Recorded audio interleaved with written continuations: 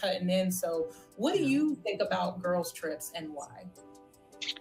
Well, honestly, I think it's inappropriate for a married woman to seek out to do something like that. I believe it's very selfish, and it kind of makes a statement to your husband that your feelings and and what you think is best for me doesn't matter. Um, a lot of women think that their husbands or boyfriends are okay with it, but they've never actually asked. Right.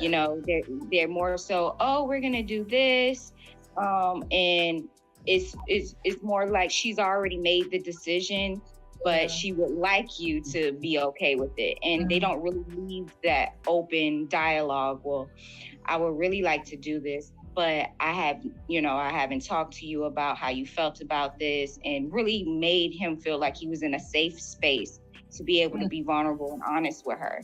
Because a lot of women will, oh, you're too controlling, I can't deal with this, and would you want me to be in a cage, and all this shaming language that will make him start to reevaluate himself, like, am I wrong for feeling this way?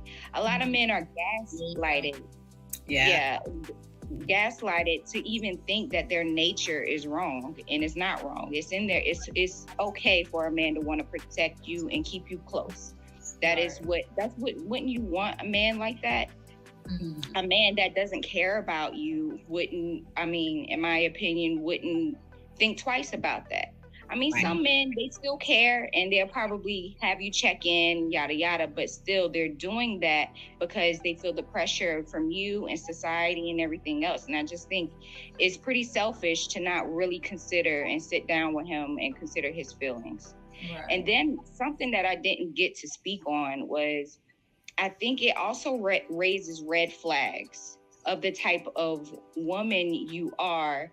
And I'm not saying this for all women. Not every woman has those attentions, but women love attention. That is like, if our husband, if he wanted to punish us, all he had to do is remove his attention from us, and we're like, pay attention to me. That is something that, even as little girls, we've always wanted daddy's attention. We always wanted that validation from the man in our lives. So when you are out and away from your husband, you're getting that from other men, whether you want it or not. That is something that's going to happen, especially when you're with other women. You're dolled up, you're looking good, you're probably drinking. You're gonna get that attention. And as a wife, you would think that you wouldn't want to even put yourself in a place where you have to dodge men. Right. You know what I'm saying? But to put yourself in a place where you have to dodge them all the time, I believe is a red flag for most men who are wise. Right. Thank you for that. That's, girl, you gave sir. She said, bottom line is selfish. Okay. I agree.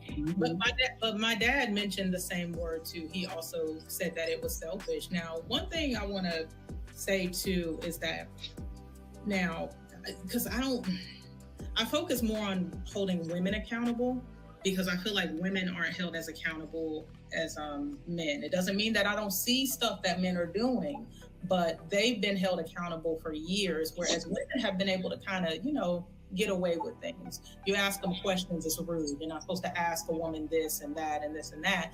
You got to tiptoe around women, but men, it's like we can just call them a dirty, low down dog, but you can't say that to a woman. So with that being said, there's an aspect of this where men do need to be held accountable because they did not stand firm in how they truly feel, and they are allowing shaming to stop them from voicing how they really feel. That's kind of why we have this problem. Because like I told my dad, I'm like, hey, Dad, why am I just now finding out about this? My mom has traveled away from us almost my whole life to pursue her business. She did a lot of work out of town. I've never heard you say anything negative about it.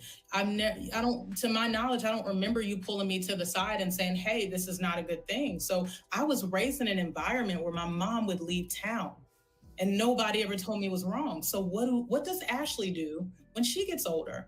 She doesn't see anything wrong with it, and she does the same thing. I only found out this information, guys, because of the situation that happened with my friend, and I called my dad to talk about it because I dug for the answers. That's how I got the answers. And so my dad said, yeah. And, you know, a lot of men, unfortunately, were all affected by feminism in some kind of way, not just the women. Am I frozen, guys? Am I frozen? No. Can y'all hear me? Yeah, you're good. Yeah. My screen just, everyone was frozen for a second. Oh, Okay. no, you're good. No.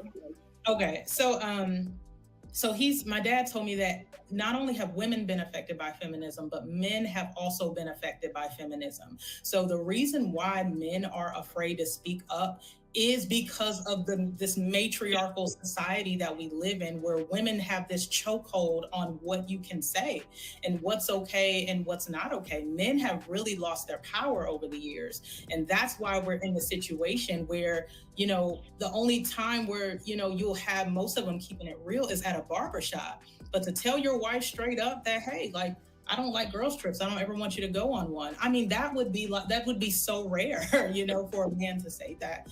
So it's unfortunate, but I did want to say that about men. And if you're a man and you're watching this and you feel deep down, I don't like the idea of girl trips, but I've been making myself okay with it. You know, you need to talk to your wife about this. No more being silent, men, because what happens is when men are being silent about it, and women get to go on these girl trips, all you guys are doing you're internalizing it. And so it doesn't go anywhere. It only affects other areas of the relationship.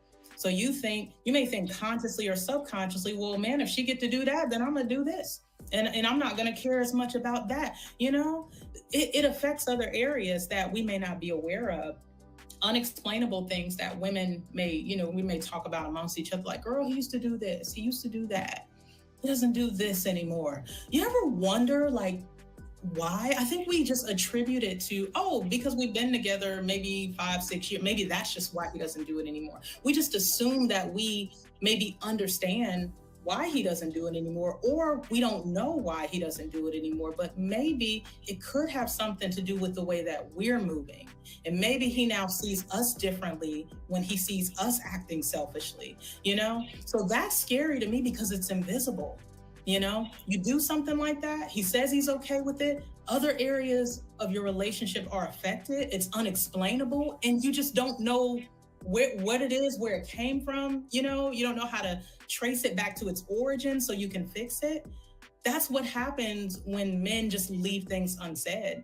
So, like I said, to round out my point, men in the chat, if you are watching, if you feel some type of way about the things that your wife is doing, please speak up. It doesn't go anywhere.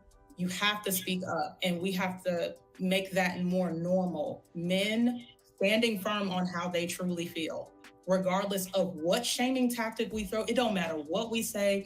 You're insecure, you're controlling. Oh, you should just trust me. You don't trust me. It doesn't. We're going to be throwing all kind of emotional weapons at you to make you agree to what we want to do. Don't fall for it. This is coming from a woman now.